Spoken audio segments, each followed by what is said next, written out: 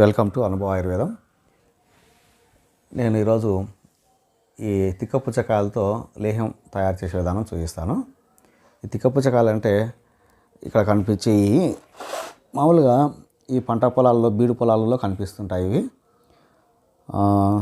దీనిలను కొన్ని ప్రాంతాల్లో పాపరకాయ అంటారు, ఏటి పాపరకాయ అని, ఎర్రి పుచ్చకాయ అని చెప్పని రకరకాల పేర్లతోనే పిలుస్తారు. వీటిని సేకరించి మంచిగా కడిగి వీటిని ఏం చేయాలంటే కట్ చేయాలి. మంచిగా చాకుతో కట్ చేసి దీంట్లో ఉన్నటువంటి రసాన్ని తీసుకోవాలి మనం. అంటే ఇదంతా మిక్సీకైనా వేసుకోవచ్చు, లేదంటే మీరు గ్రైండర్కైనా వేసి బాగా రుబ్బుకొని పసరు తీయాలి. అయితే దీనిలను కొన్నిటిని మాత్రం మీకు చూపిస్తున్నాను. ఆల్రెడీ మనం తీసినటువంటి పసరు ఉంది. ఆ తీసినటువంటి పసరు ఈ గిన్నెలో ఉంది. ఇది బాగా చిక్కగా గుజ్జు వెళ్తుంది. ఇది ఈ విధంగా తయారు చేసుకొని దీన్ని ఏం చేయాలంటే ఒక బాండి తీసుకొని ఆ బాండీలో ప్రిపరేషన్ పెట్టుకోవాలి. ఎలా అనేది ఇప్పుడు చెప్తాను మీకు. ఫస్ట్ మనం ఈ కాయలలో ఉన్నటువంటి కోసి మనము దీంట్లో గుజ్జు మాత్రమే తీసుకోవాలనుకున్నాం కదా, దీంట్లో విత్తనాలు ఉంటాయి. ఆ విత్తనాలను మనం తీసేయాలి. దాంట్లో నుంచి మనం తయారు చేసినటువంటి ఈ గుజ్జులో వెళ్ళినటువంటి విత్తనాలు ఈ విత్తనాలన్నీ మనం ఈ లేహంలోకి రాకుండా చూసుకోవాలి. విత్తనాలన్నీ ఒక విత్తనం లేకుండా మొత్తం నీట్గా తీసుకొని, బాగా సమయం పడుతుంది, ఓపికతో చేసుకోవాలి. విత్తనాలు అనేది లేకుండా చేసుకొని ఈ విధంగా గుజ్జు తయారు చేసి ఆ గుజ్జును మనం బాండీలోకి వేసుకోవాలి. ఇప్పుడు మనం బాండీ పొయ్యి వెలిగిద్దాము. పొయ్యి వెలిగించిన తర్వాత దీంట్లో ఏమేమి పదార్థాలు వేసుకుంటామో అవన్నీ చూపిస్తాం.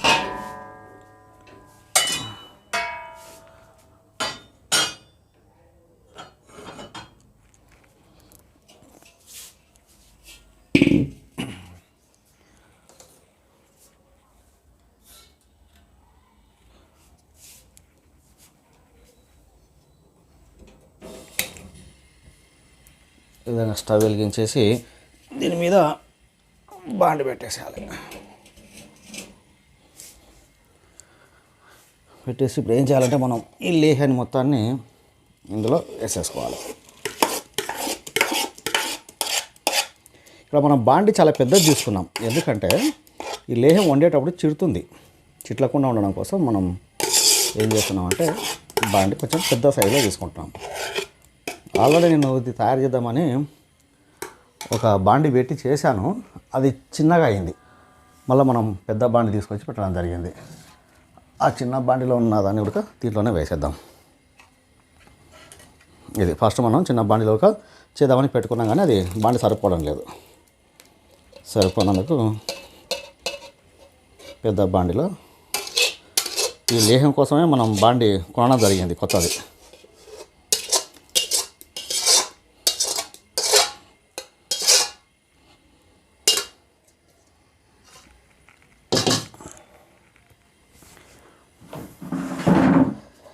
దీన్ని కలపడం కోసం మనము ప్రత్యేకంగా ఈ సలాకి అనేది తీసుకోవాలి.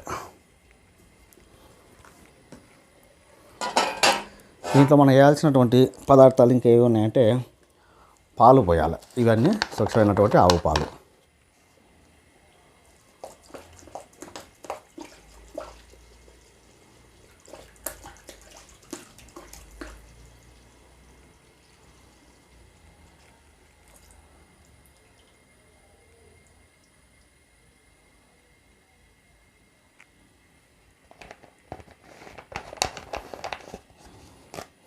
ఆవు పాలు తర్వాత ఇది ఆముదం, వంట ఆముదం.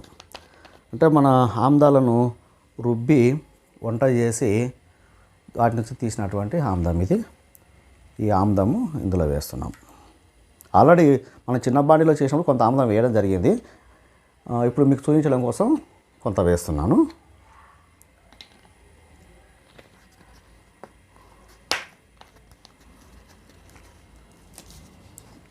తర్వాత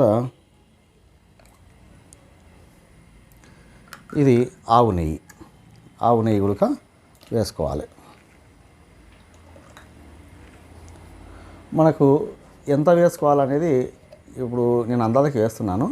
మనకు పాకం అయిన తర్వాత, లేహం అయిన తర్వాత ఇది మంచిగా పేస్ట్ లాగా వచ్చేంత వరకు చూసుకొని అవసరం పడితే మళ్ళీ కొంత కలుపుకోవచ్చు.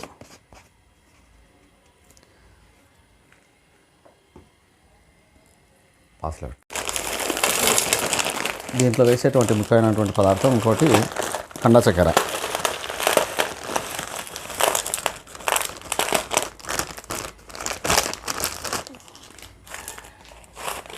ఇక్కడ మనము ఈ పుచ్చకాయల యొక్క రసం ఎంత తీసుకున్నామంటే 5 కేజీలు తీసుకున్నాం.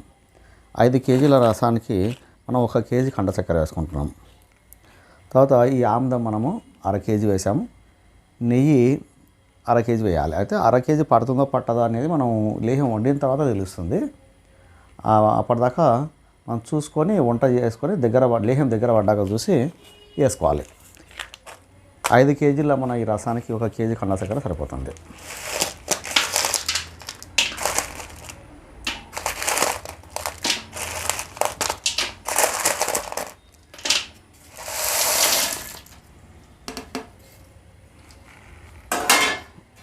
ఈ విధంగా వేసి ఏంటంటే ఇది మాడిపోకుండా అడుగంటకుండా కలుపుతూ ఉండాలి.